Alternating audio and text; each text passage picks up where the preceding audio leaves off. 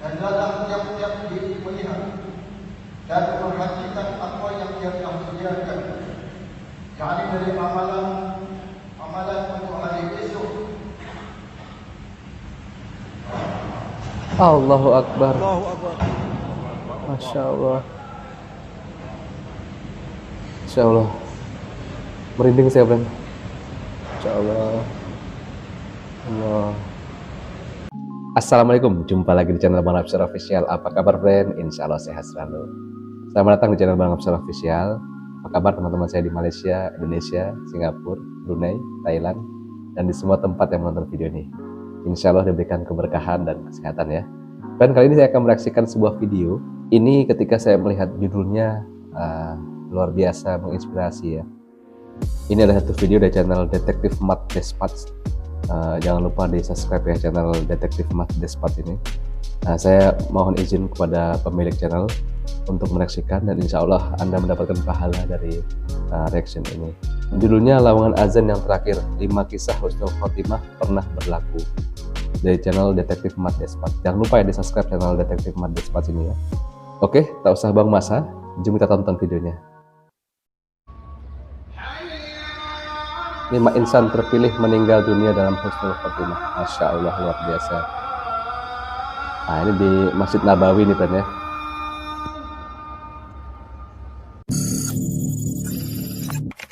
Jangan lupa ya di subscribe ya channel Detektif Mat Despatch ini ya. Bagus di channelnya.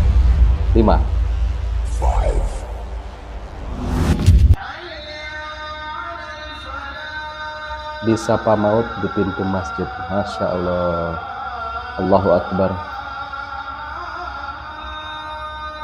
Mulianya kematianmu, indahnya pengakhiranmu. Demikian coretan lelaki dikenali sebagai Imam Khairul mengenai kematian peniaga kedai makan Osman Ahmad 68 tahun di Masjid An-Nur Galeria Kota Raya Johor Bahru pada 6 Julai 2018.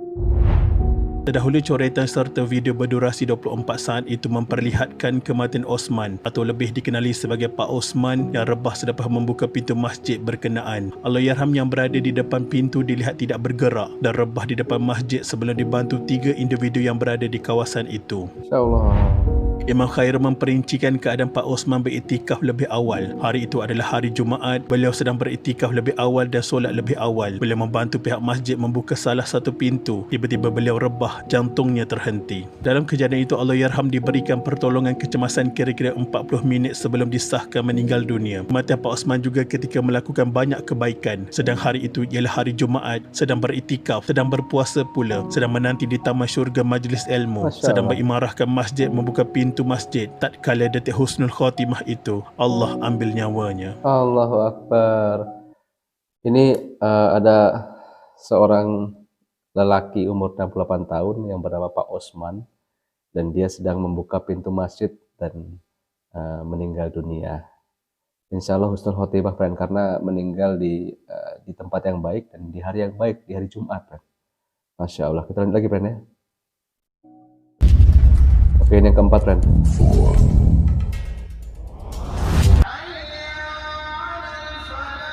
Khutbah terakhir. Masya Allah.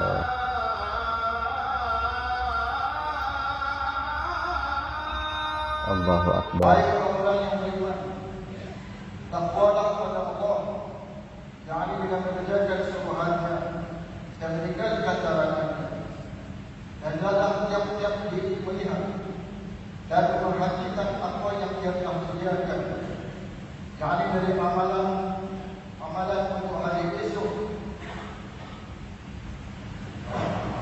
Allahu Akbar. Masya Allah. Masya Allah. Merinding saya, friend. Masya Allah. Allah.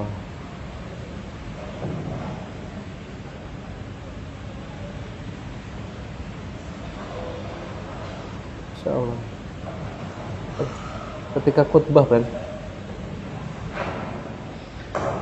Selepas menyebut bertakwalah kepada Allah, Dan beberapa baris ayat seterusnya semasa membaca khutbah, Ustaz Ku Yaakob terus rebah. Abdul Rahman 42 tahun berkongsi datuk khatib Jumaat Masjid Al-Bukhari. Allahyarham Ku Yaakob Ku Hashim 68 tahun yang rebah di mimbar semasa menyampaikan khutbah. Menurutnya Allahyarham kemudian dibantu jemaah masjid yang juga seorang doktor sebelum dibawa ke hospital dengan ambulans dan disahkan meninggal dunia. Masya Allah. Kematian Allahyarham sangat dicemburui berikutan arwah seorang yang sangat baik dan tidak pernah tinggi suaranya apabila bercakap. Malah menurut beberapa jemaah, apabila berdamping dengan arwah, hati akan rasa tenang dengan tutur katanya yang lemah lembut dan tersusun. Arwah seorang yang berbudi pekerti. Arwah adalah seorang bekas guru agama di sebuah sekolah di Kedah dan pernah memegang jawatan pengerusi surau Taman Mutiara di kawasan kediamannya. Selain ditugaskan membaca khutbah, Allahyarham juga sering memberi tazkirah sebelum solat zuhur pada Isnin dan Sabtu. Difahamkan Ku Yaakob sebelum ini pernah mengadu kepada AJK Masjid mengenai keadaannya yang sentiasa berasa ketak dada selain turut mempunyai penyakit kencing manis. Rakan baik arwah Muhammad Hazli Ismail 42 tahun berkata pemergian rakannya itu adalah sesuatu yang sangat mengejutkan. Allahyarham adalah seorang yang tidak banyak bercakap dan kali terakhir dia bertemu dengannya pada Ramadan lalu. Allahu Akbar. Oke, friend, ini ada satu lagi seseorang yang sedang berkhutbah. Saya tidak tahu ini khutbahnya ini sepertinya khutbah Jumat ya. Dan yang dia bernama Ku Yaakob. Allahyarham Ustadz Ku Yaakob. Dan dia meninggal pada saat memberikan khutbah. Masya Allah, luar biasa. Indah sekali kematiannya. Dan banyak dicemburui ya. Masya Allah, luar biasa. Dan satu yang saya catat tadi, ketika orang di sampingnya, di samping dari Ku Yaakob tadi merasa tenang. Nah, itu kelebihannya dan dia tidak banyak cakap, dia sangat merendah sekali nada bicaranya. Masya Allah, luar biasa. Oke, friend, kita lanjut lagi yang ketiga, friend. Ya, yang ketiga nih, friend.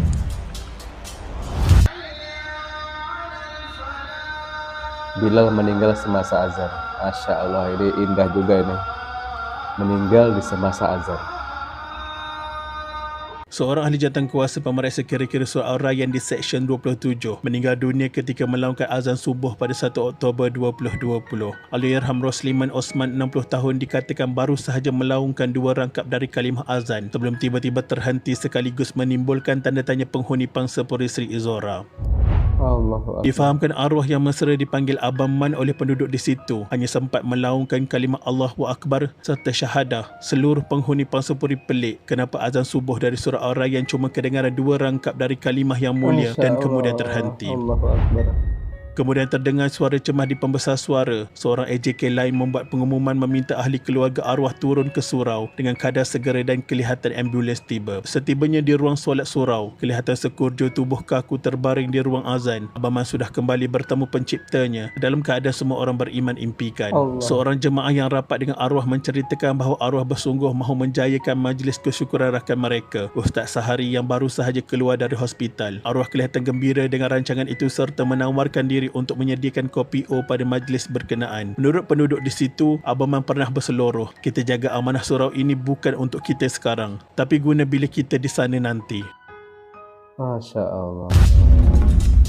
Ini ada Abah Man ya, yang meninggal pada saat melaungkan azan subuh. Jadi pada saat Allahu Akbar, asyhadu alla ilaha illallah, meninggal pada saat itu. Dan Masya Allah, indah sekali kematiannya. Masya Allah, indah sekali. Oke, kita lanjut lagi ya, friend ya. Kita lanjut lagi yang kedua, friend.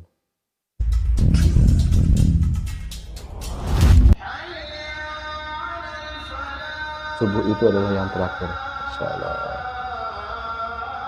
Itu pada saat sholat ya. Arwah sebelum ini pernah memberitahu saya dan anak-anak ini mungkin Ramadan terakhir baginya. Kata Siti Esah Abdullah 65 tahun, isteri kepada pengurusi surau Taman Kobena Senawang Muhammad Isa Yaakob 69 tahun yang meninggal dunia ketika menunaikan solat subuh di surau berkenaan pada 16 Mei 2021. Kata-kata itu seolah-olah arwah sudah dapat merasakan bahawa dia akan meninggalkan mereka selama-lamanya. Allahyarham mempunyai masalah jantung dan pernah menjalani pembedahan pintasan jantung serta dimasukkan ke Hospital Tuanku Jaafar Seremban beberapa hari sebelum Ramadan. Arwah sangat mengambil berat solat secara berjemaah sama ada di surau ataupun di masjid. Sejak kebelakangan ini arwah banyak menghabiskan masa lapang dengan membaca Al-Quran selain aktif dengan kerja-kerja kebajikan serta aktiviti kemasyarakatan di taman itu. Sementara itu, jemaah surau berkenaan Abdul Razak Abdul Rahman 63 tahun berkata, kejadian berlaku jam 6.05 pagi ketika menunaikan solat subuh secara berjemaah. Menurutnya, arwah yang juga pesara tentera tiba-tiba rebah ke kiri ketika imam sedang membaca Al-Fatihah di rakaat kedua sebelum disambut oleh jemaah yang berada di sebelahnya. Jenazah disemayamkan di surau Taman Kobena sebelum dikebumikan di tanah perkuburan Islam Senawang. Senawang ini di mana ya? Bentar, Pen. Senawang ini di mana? Nanti kalau ada yang tahu ya, saya tak tahu di mana Senawang itu. Di Malaysia ya, di negara bagian mana mungkin ya. Kita lihat lagi, Pen ya, yang pertama, yang terakhir ini ya. Masya Allah.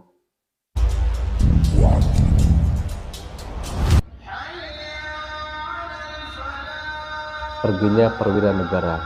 Masya Allah. Ini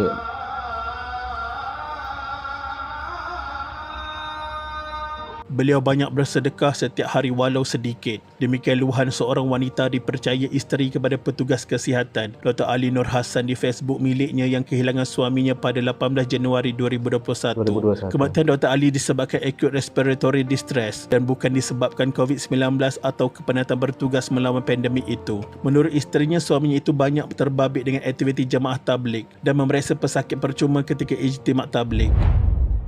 Malah ketika ibunya masih ada, arwah banyak memuliakan dan berbakti kepada ibunya. Ketika ibu arwah didiagnos kanser paru-paru pada Ogos 2018, arwah sanggup mengambil cuti separuh gaji untuk menjaga ibunya. Sehingga ke akhir hayat ibunya di Institut Kanser Negara, arwah antara yang mengajar ibunya kalimah syahadah. Berita kematian Dr. Ali disampaikan menerusi hantaran dimuat skuad pengurusan jenazah Malaysia di Facebook. Dalam hantaran itu, SPJM berkongsi gambar terakhir Dr. Ali yang sempat diambil rakannya belum beliau jatuh sakit kerana beban kerja terlalu penat dan letih selain kekurangan masa untuk beristirahat selepas bertugas di barisan hadapan KKM menangani COVID-19. Difahamkan beliau tertidur ketika bertugas dan pengsan. Allahyarham Dr. Ali Nur Hassan amat disenangi rakan sekerja, pesakit dan masyarakat setempat. Kesimpulannya, semua kita mengharapkan kematian yang baik seperti insan-insan terpilih ini. Kita mendoakan supaya Allah Subhanahu Wa Taala juga memilih kita untuk menjadi salah seorang yang tergolong husnul khatimah. Amin amin ya rabbal alamin. Al-Fatihah. Alhamdulillahirabbil alamin arrahmanirrahim maliki yaumiddin. Sekian, terima kasih. Innasiratal mustaqim siratal ladzina an'amta 'alaihim amin. Jadi itu tadi Pen 5 kematian rakyat Malaysia ya, yang luar biasa, 5 kematian yang husnul khotimah dari rakyat Malaysia, dan insya Allah kita semua yang menonton video ini diberikan kematian yang husnul khotimah. Amin ya rabbal alamin. Itu saja Pen, video kali ini insya Allah bisa memberikan inspirasi bagi kita dan bermanfaat. Terima kasih telah menonton. Jika suka video ini jangan lupa like, komen, dan subscribe channel Bonam Official. Salam sehat selalu dan assalamualaikum.